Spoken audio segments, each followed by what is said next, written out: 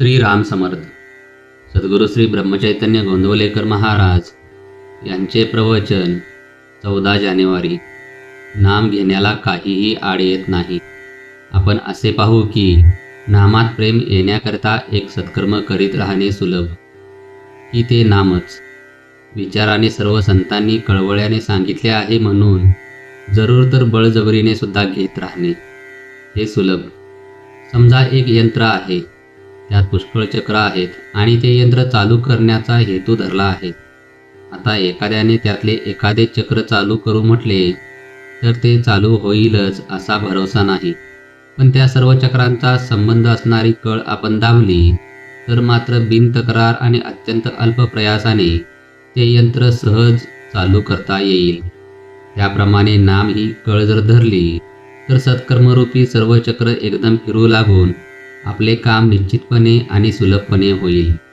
म्हणून हमखास आणि सहज रीतीने काम व्हावे अशी ज्याची इच्छा असेल त्याने कशाही रीतीने का होईना नाम घ्यायला लागावे.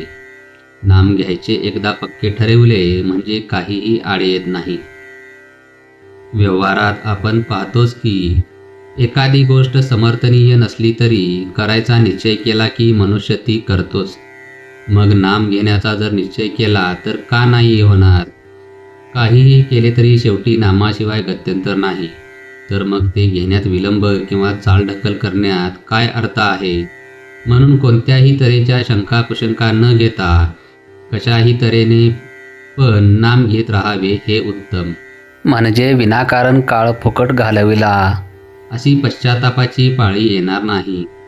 जग हे अनेक मोहक वस्तूंनी भरले आहे. त्या वस्तू आपण पाहिल्या किंवा नुसत्या ऐकल्या तरी हव्याशा वाटतात आणि त्या मिळवण्याचा आपण प्रयत्न करतो. म्हणून देवाजवळ आपण अशी प्रार्थना करावी की देवा, मोहक वस्तू मला दाखवूच नकोस, कारण माझी इच्छा तिकडे जाईल आणि मी फसेन.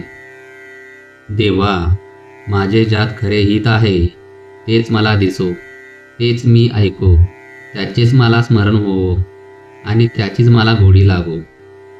प्रल्हाद, द्रौपदी यासारख्या भक्तांनी देवाजवळ काय मागितले तेच आपण मागावे आणि त्यांनी निष्ठा ठेवली तशीच आपणही ठेवावी.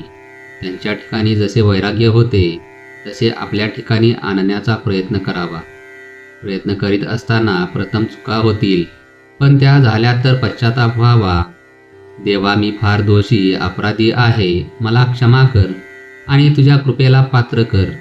पश्चाताप खराच झाला तर राम कृपा करीलच. मुखाने नाम घ्यावे, हाताने प्रपंचाचे काम करावे आणि अंतकरणात समाधान ठेवावे. जय जय रघुवीर समर्थ. आजचे बोधवाक्य: जो नाम घेऊ लागेल त्याचे मन बाहेर धावण्याचे हळूहळू कमी होते. श्रीराम समर्थ.